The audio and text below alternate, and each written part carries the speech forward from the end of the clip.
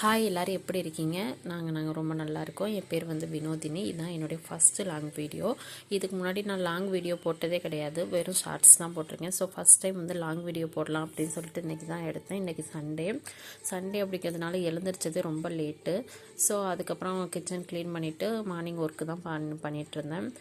என்னையை பற்றி சொல்லணும் அப்படின்னா, என் நேம் வந்து வினோதினி, என்னோடய ஹஸ்பண்ட், என் பசங்க 2 பேரும், நாங்கள் 4 பேரும் சென்னையில் இருக்கோம்.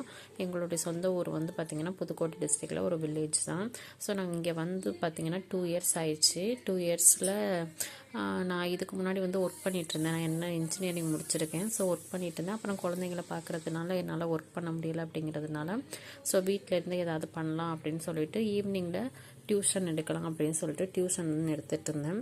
ஆக்சுவலாக நான் எப்படி டியூஷன் எடுக்க ஸ்டார்ட் பண்ணேன் அப்படின்னா, நான் வந்ததுக்கு இந்த வீட்டுக்கு வந்து வாடகைக்கு தான் வந்தோம். ஸோ வந்ததுக்கப்புறம் எங்கள் வீட்டுக்கு பக்கத்தில் ஒருத்தவங்க இருந்தாங்க. ஸோ அவங்க 2 பசங்களை கொண்டு வந்து நீங்கள் கொஞ்சம் சொல்லிக் கொடுங்க அவங்களுக்கு அப்படின்னு சொல்லி விட்டுட்டு போனாங்க.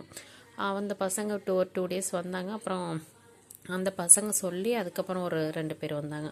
அப்படியே கொஞ்சம் கொஞ்சமாக வந்தாங்க. ஸோ அதுக்கப்புறம் எனக்கு டியூஷனில் கொஞ்சம் நிறையா பேர் வர ஆரம்பிச்சிட்டாங்க. ஸோ அதுக்கப்புறம் அப்படியே டியூஷனே தான் போய்கிட்டு இருந்துச்சு. எனக்கு கொஞ்சம் ஓரளவுக்கு ஏதோ ஒரு இன்கம் வந்த மாதிரி இருந்தது. ஸோ குழந்தைங்கள பார்த்துட்டு நம்ம வீட்டிலேருந்தே ஏதோ ஒரு இன்கம் கிடைக்குதுன்னு சொல்லிட்டு அதையே அப்படியே கண்டினியூ பண்ணிகிட்டே இருந்தேன்.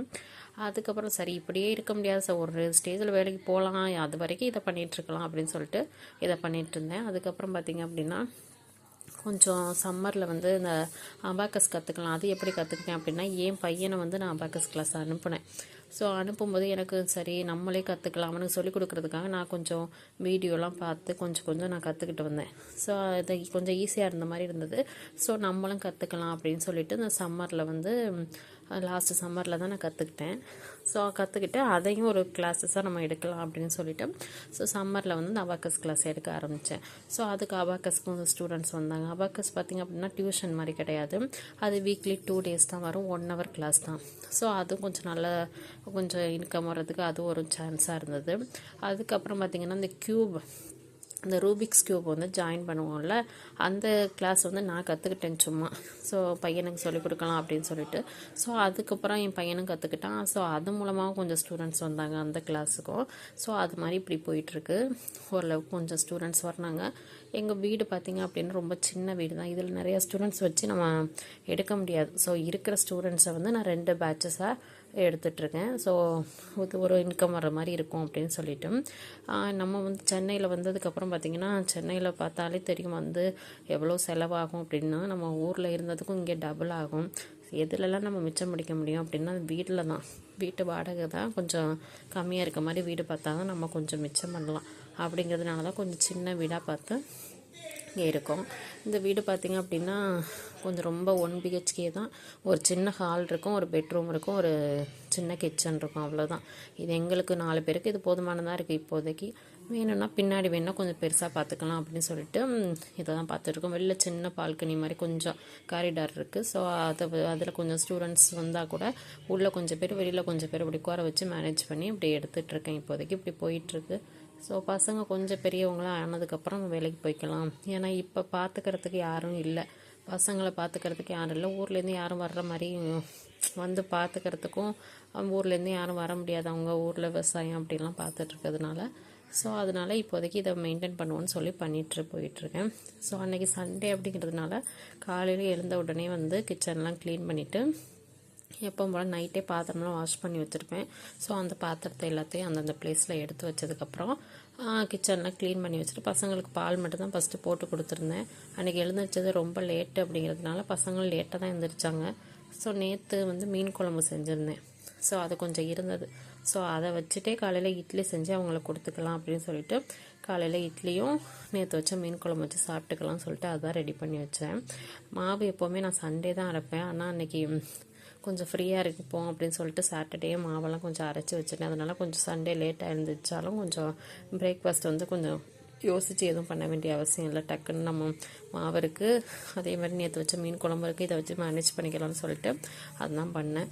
ஸோ பசங்க எந்திரிச்சுனா அவங்களுக்கு தலையிலலாம் எண்ணெய் வச்சுட்டு எப்போவும் சண்டே ஆனாலே நெயில் கட் பண்ணி விட்டுருவேன். ஸோ சண்டே அதை நெயில் கட் பண்ணி விட்டுட்டு அதுக்கப்புறம் அவங்களுக்கு பிரேக்ஃபாஸ்ட்டை ரெடி பண்ணிவிட்டு குளிச்சுட்டு சாப்பிடுங்கன்னு சொன்னால் சாப்பிட்டுட்டு குளிக்கிறோம்ட்டாங்க. சரி சாப்பிட்டுட்டு குளிக்கட்டுவேன்னு சொல்லிட்டு அதையும் ரெடி பண்ணி அவங்களுக்கும் கொடுத்தேன். ஸோ அவங்களும் வந்து சாப்பிட்டுட்டாங்க.